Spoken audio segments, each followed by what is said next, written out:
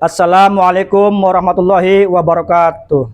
Yang saya hormati Bapak Ibu penguji uji kinerja PPG dalam jabatan tahun 2025. Perkenalkan, nama saya Absori Hashim, NIM 250310879. Mahasiswa PPG dalam jabatan batch 1 tahun 2025 di LPTK IAIN Ambon. Saat ini saya mengajar di MTS Global Al-Rahmah Gebang, Kecamatan Gebang, Kabupaten Cirebon, Jawa Barat. Sekian perkenalan dari saya. Wassalamualaikum warahmatullahi wabarakatuh. Assalamualaikum warahmatullahi wabarakatuh. Waalaikumsalam warahmatullahi wabarakatuh. Alhamdulillah. Apa kabar anak-anak? Baik. Sehat?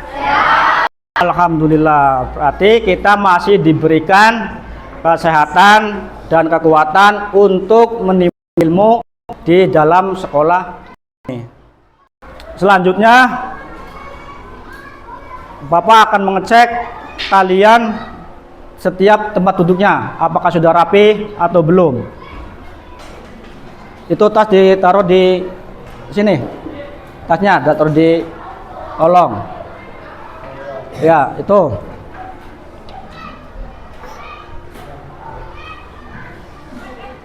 Yang lain udah semua? Sebelum kita mulai, marilah kita berdoa bersama-sama, yang silakan dipimpin oleh KM. Silakan berdoa.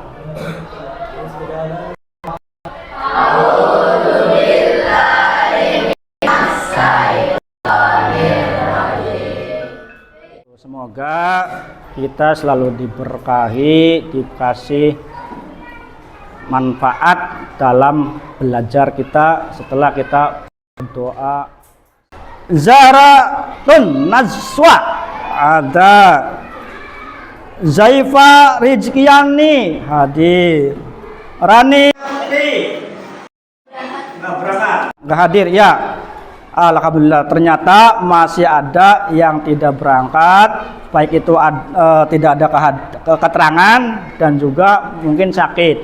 Mudah-mudahan teman kita semua, teman kalian semua diberikan kesehatan dan bisa beraktivitas kembali seperti kalian belajar seperti biasa. Robbal alamin. Oke. Sebelum lanjut ke materi, marilah kita menyanyikan lagu Indonesia Raya. Silakan para siswa berdiri.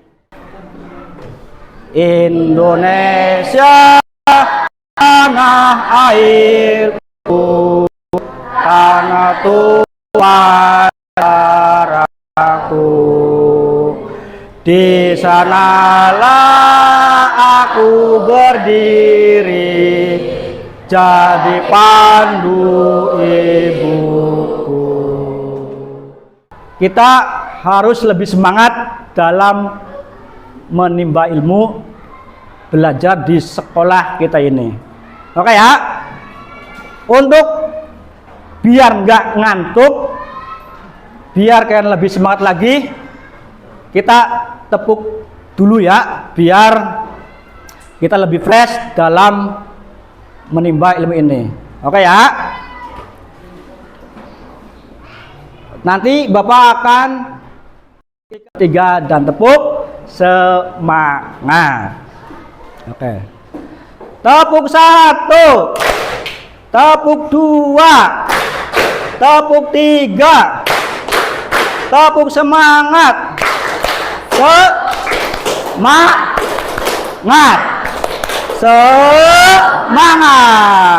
ya. Terima kasih. Kita hari ini akan membahas tentang Khulafatur Rasyidin ya, Khulafatur Rasyidin. Ada yang tahu apa itu Khulafatur Rasyidin? Apa Khulafatur Rasyidin? Silakan. Ada yang tahu apa itu Khulafatur Rasyidin? Ya, apa Khulafatur Rasyidin? Para Ya, para pengganti. Yang lain barangkali ada yang mau menambahkan. Apa itu Khulafatur Rasyidin? Silakan. Siapa sih penerus kepemimpinan Nabi? Nah, ini kita masuk ke materi tentang Khulafatur Rasyidin yang sudah kalian tadi sudah ada yang masih ingat mungkin waktu madrasah, waktu SD ya.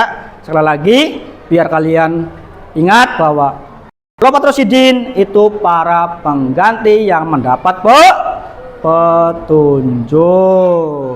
Nah, Abu Bakar As-Siddiq. Jadi sekali lagi Abu Bakar As-Siddiq khalifah pertama, yaitu tahun 632 sampai dengan 634 Masehi itu. Jadi di sini 2 tahun 2 bulan. Kalau kita hitung ya, tahun 632 sampai 634 itu berarti 2 tahun 2 bulan. Tuh seperti itu. Terus siapa sih namanya, atau siapa sih nama dari nama aslinya? Biasanya kan kalian juga kadang-kadang seperti itu, ada nama panggilan. Nama asli adalah Abdullah bin Abi Quhaifah. Itu nama aslinya Abu Bakar As-Siddiq. Lahir tadi sudah ya. Terus apa? Karena setiap khalifah itu mempunyai julukan masing-masing. Ya. Apa julukan Abu Bakar? Itu julukannya itu As-Siddiq atau Al-Atiq juga. Itu salah satu julukan Abu Bakar As-Siddiq. Terus barangkali dia bertanya, kenapa Abu Bakar meninggal? Nah, di sini Abu Bakar As-Siddiq ini meninggalnya karena sakit. Kalau meninggal di mana Pak kuburannya? Nah, kuburnya itu di sebelah Rasul, di sebelah Nabi. Kenapa? Ya karena sahabat yang paling utama, yang paling dekat dengan Nabi ya Abu Bakar As-Siddiq. Bahkan orang yang pertama kali masuk Islam itu Abu Bakar As-Siddiq. Tuh. Pada saat Abu Bakar As-Siddiq menjabat, itu banyak orang yang murtad. Banyak orang yang membangkang atau tidak mau membayar zakat. Bahkan yang paling parah apa? Banyak orang yang mengaku nabi. Ya, di antaranya itu ada 4. Ada yang masih ingat itu siapa saja yang mengaku dirinya sebagai nabi? Aswad ada yang masih ingat? Aswad Ansi. Ya. Dan di antara tempat itu yang paling menonjol mengaku dirinya sebagai nabi adalah Musailamah Al-Kadzab. Kenapa pada zaman Abu Bakar banyak yang tidak membayar zakat? Akhirnya diperangi oleh Abu Bakar, termasuk perluasan wilayah nanti. Mereka menganggap bahwa membayar zakat, terus membelikan upeti apa, itu hanya dilakukan atau perjanjian hanya dengan Nabi saja. Jadi seolah-olah karena Nabi sudah wafat, ya, akhirnya orang-orang tadi yang sudah masuk Islam, karena nabinya sudah wafat, akhirnya dia ya sudah, karena saya tersepat dengan nabi, nabinya sudah tidak ada, ya sudah selesai. Seperti itu. Yang kedua, khalifah yang kedua adalah Umar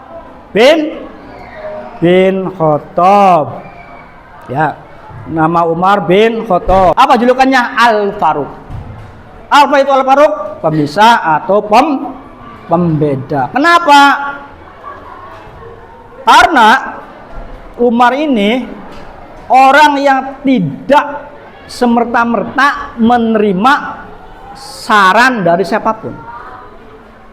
Dia akan menanyakan, saran ini dari siapa? Apakah orang asal ngomong atau dari Nabi? Itu seperti itu. Itu kenapa alasannya julukannya itu Al-Faruq, memisahkan yang hak dan yang batil. Ya. Terus kenapa Umar ini meninggal? Karena dia ditikam ya. Terus Umar juga orang yang mungkin sampai sekarang kalian ada itu membuat kalender atau menciptakan kalender Hijriah. Kalender Hijriah Islam. Jadi kan yang kita ketahui itu kan ada dua, kalender Masehi dan kalender Hijriah. Mungkin kalian banyak yang nggak tahu. Mungkin kalau sehari-hari kalian melihatnya Masehi terus. Nah, jadi salah satu prestasinya Umar bin Khattab ini menciptakan kalender Hijriah. Ya, selain prestasinya itu, terus bersifat adil dan bersifat sederhana. Ya, ini sengaja singkat saja ya materi-materi yang disampaikan, karena nanti akan ada pemberian tugas. Yang berikutnya itu Utsman bin Affan. Utsman bin Affan. Ada yang tahu? Dia juga sama seperti Umar. Cuman tadi kalau Umar meninggalnya ditikam pada saat sholat, cuman kalau Utsman ditinggalnya pada saat membaca Al-Quran. Karena orang-orang kafir Quraisy tidak peduli ya, yang penting dia bisa melakukan yang dia inginkan. Dan mempunyai julukan juga ya, selain tadi Umar itu Al-Faruq. Nah, sekarang Utsman juga ya mempunyai julukan apa? Zunnurain. Ya. Zunnurain. Apa itu? Dua cahaya. Dua cahaya. Khalifah yang terakhir, khalifah yang keempat, yaitu Ali bin Abi Thalib. Ya, Ali bin Abi Thalib ini yang terkenal juga itu yang mempunyai dua anak ya, Hasan dan Husain, yang terbunuh di padang Karbala, yang sampai sekarang masih dirayakan oleh orang-orang Syiah. Ya. Ali bin Abi Thalib lahir tahun 599 Masehi ya. Dan Ali ini salah satu menantunya Nabi. Salah satunya menantunya Nabi. Dan meninggal itu pada saat sholat. Dan ia dimakamkan di Kufah atau Irak sekarang. Apa sih hambatan-hambatannya? Karena setiap khalifah pasti ya ada beberapa hambatan-hambatan pada saat ia menjabat sebagai seorang pemimpin.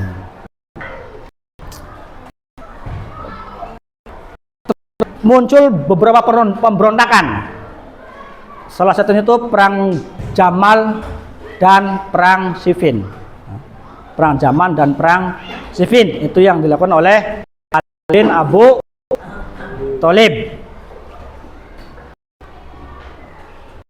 Apa itu? Perang antara Khalifah Ali melawan kelompok Aisyah. Kelompok Aisyah. Terus ada beberapa prestasi yang dari Ali bin Abi Thalib ini. Apa? Mengganti pejabat yang kurang cakap.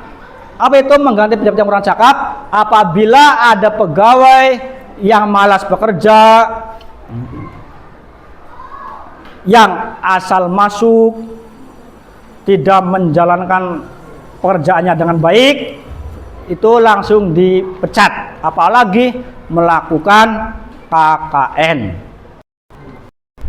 Terus berikutnya itu membenahi keuangan negara. atau Baitul Mal.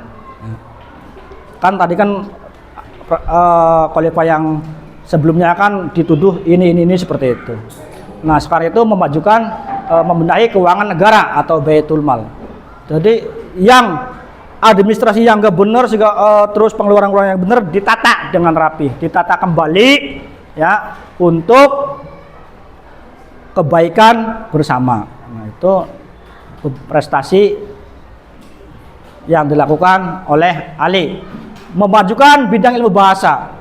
Nah, di sini ada beberapa tempat ya, majelis seperti itulah untuk memajukan bidang bahasa ini.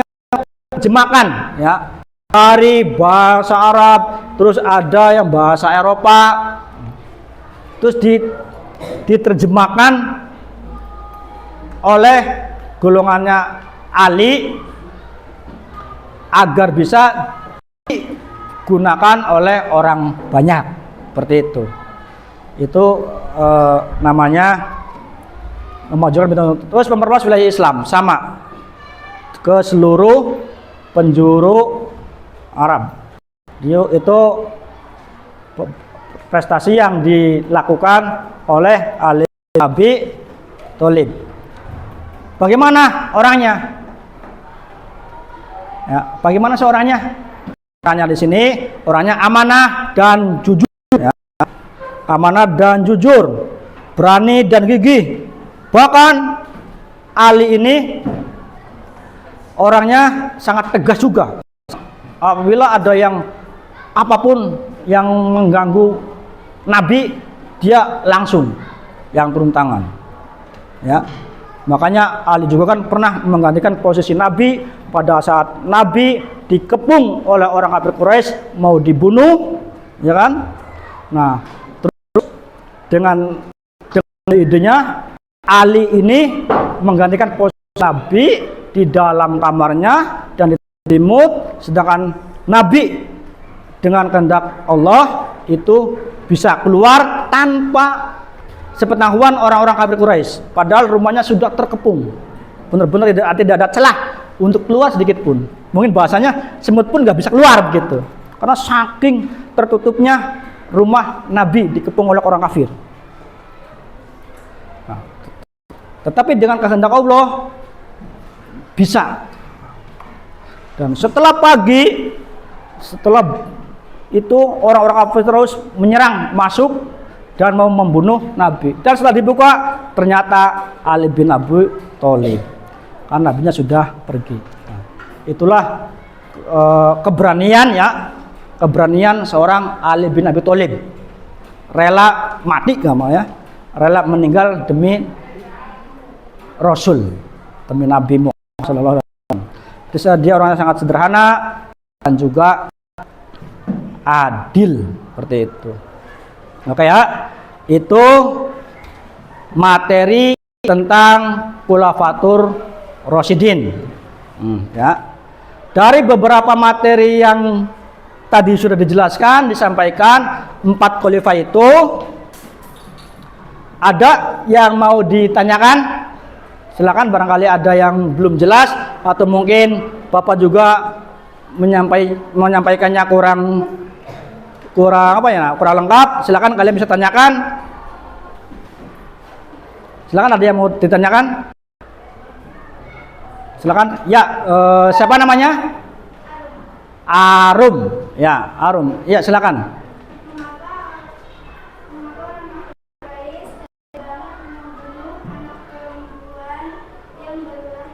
Ya, oke. Kenapa orang-orang kafir Quraisy tega banget ya membunuh perempuan yang lahir?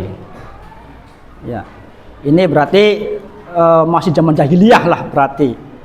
Ya, jadi pada zaman jahiliyah, sebelum zamannya Khulafatur Rasyidin ini, nah itu alasannya mereka menganggap bahwa seorang perempuan itu tidak bisa apa-apa, tidak bisa ngapa-ngapain seperti itu. Ngapain dia hidup? Ya, ngapain dia hidup? Toh dia tidak bisa bekerja, dia tidak bisa berperang. karena menganggap juga lemah bahwa seorang perempuan itu. Nah, makanya daripada menunggu dia besar dewasa dan lain-lain, banyak sekali ya orang kafir itu Quraisy, orang-orang jahiliyah ini mengubur anaknya ya, yang baru lahir nih Pak, yang baru lahir hidup. Naudzubillah min dzalik ya. Yaitu juga berarti kita di sini jangan sampai kembali ke zaman jahiliyah.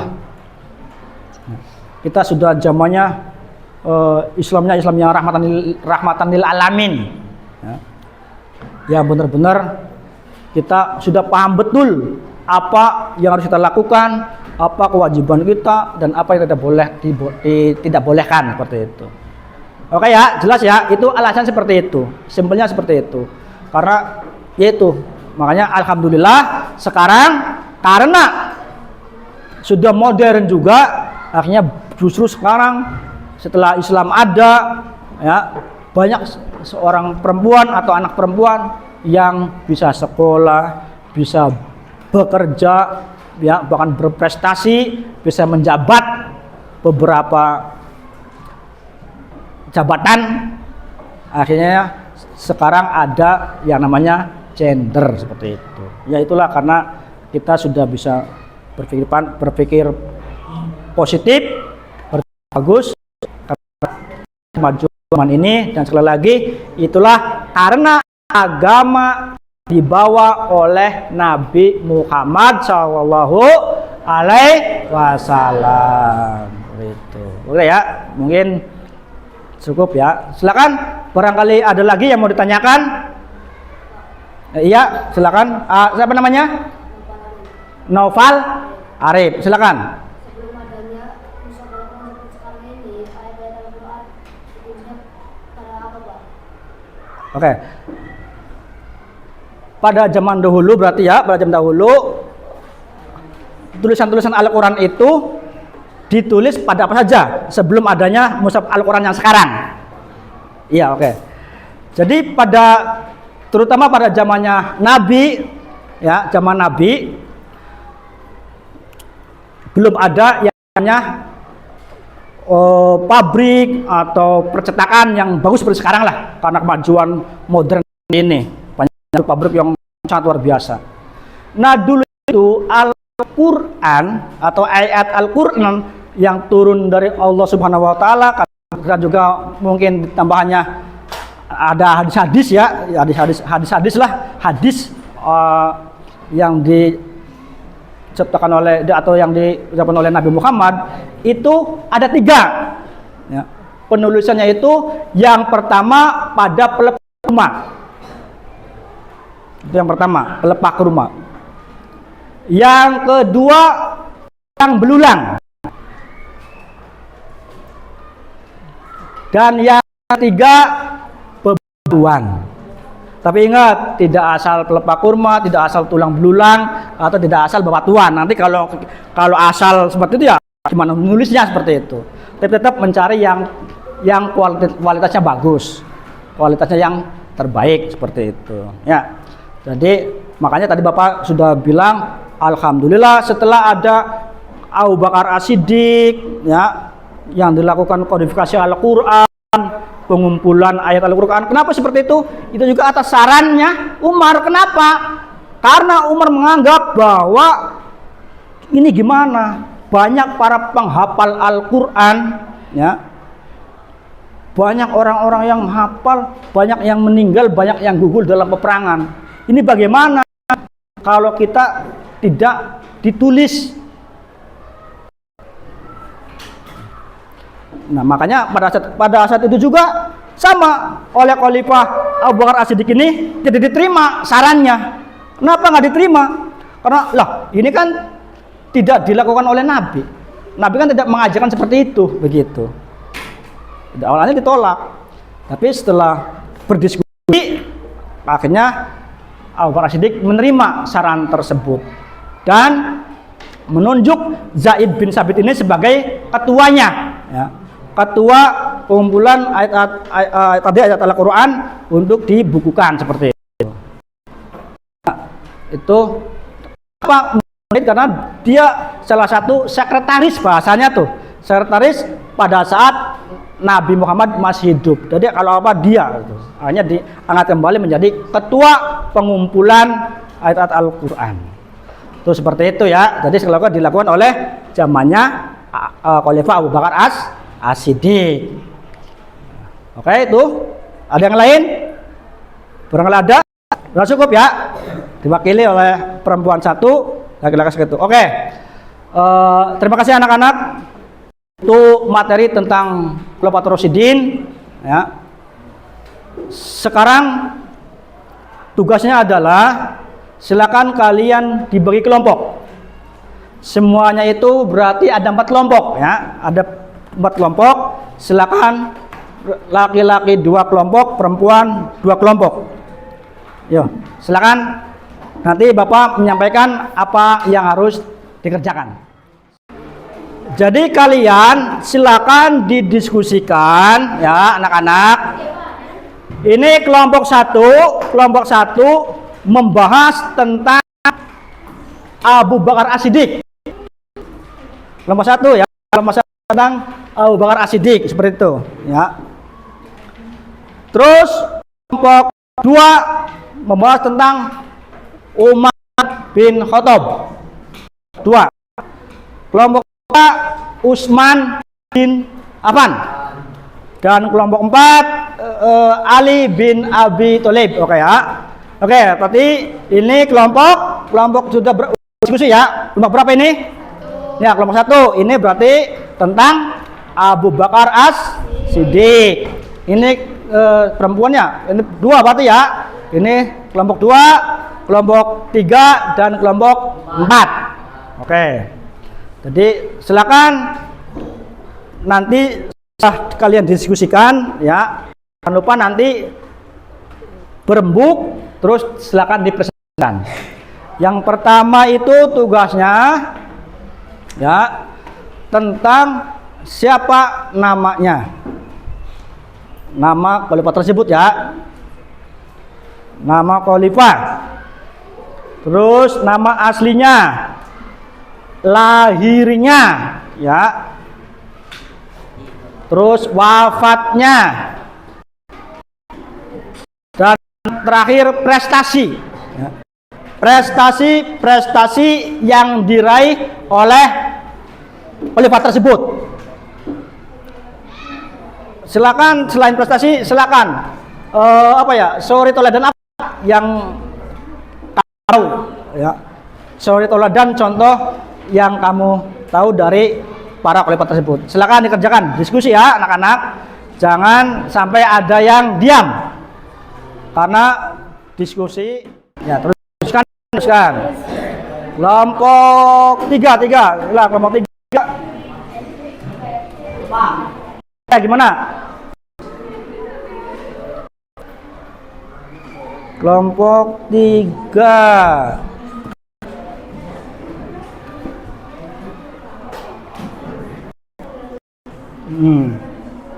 Udah ya. Makanya tadi hasil pemaparan Bapak yang tadi ya, silakan kalian lah ya, ditentukan, curahkan di diskusi ini buat bahan seperti itu. Nanti kelompok juga. Oke, selesai ya. Oke, kalau sudah selesai ketuanya silakan maju untuk mempresentasikan hasil diskusinya ya. Silakan. Ayo, siapa nih ketua kelompok 1, kelompok 2, kelompok 3 dan kelompok 4. Silakan. Demokratis. Terima kasih. Tepuk tangan. Kelompok 4, silakan. Assalamualaikum warahmatullahi wabarakatuh. Saya perwakilan dari kelompok 4 akan mempresentasikan hasil diskusi tentang Khalifah bin Ali bin Abi Thalib. Nama asli Ali bin Abi Thalib, lahir 599 Masehi sampai 661 Masehi, usia 62 tahun. meninggal karena dibunuh saat sholat. Juluk karramallahu wajha, artinya karena pernah menyembah berhala. Berarti cara kepemimpinan beliau yang patut dicontoh yaitu gagah berani, tangkas dan pandai bermain pedang. Seluruh tensinya dipergunakan untuk mengatasi perpecahan dan kekacauan dalam negeri. Beliau dilantik menjadi khalifah dalam situasi dan kondisi yang ketat. Beliau akan tetapi yang mampu menjalankan roda. Kelompok pertama nanti lebih kompak lagi dalam memberikan ide-ide atau saran ya yang sudah ada untuk dicantumkan pada presentasi. Untuk kedua ini harus lebih kerjasama ya, nanti kerjasama dalam pembuatan presentasi itu, karena bagian juga harus lebih bagus lah. Silakan kalian tambahan materi-materi yang sudah sampaikan, itu nggak masalah ya. Untuk kelompok 3 ya, nanti salah satunya itu jangan diem atau jangan ngobrol, karena jangan sampai diskusi ini hanya ketua saja ya yang bekerja. Nah, nanti kedepannya kalian harus kerja sama ya, kerja bareng atau satu tim. Untuk kelompok 4 ya sudah bagus, presentasi juga bagus, tinggal nanti ya satu persatu harus memberikan beberapa yang kalian dapat dari materi yang tadi disampaikan, terus serahkan kepada ketua, diskusi, baru ditulis ya pada kelas, terus oke ya. Itu untuk kelompok 4. Diskusi ya, silakan kalian mengisi LKPD ini ya, LKPD kerja peserta didik ya. Ini berapa ini? 1, 2, 3, 4, 5, 6, 7, 8, 9 ya. Ya 9.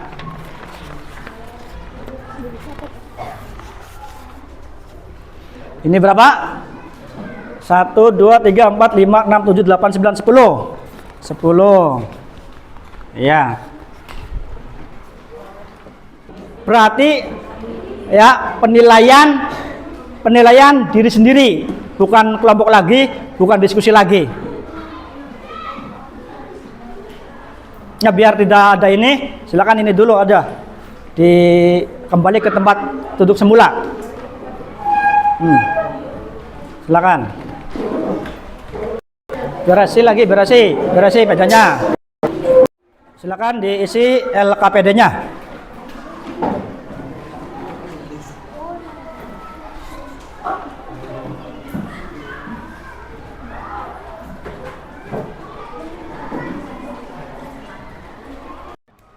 Ya.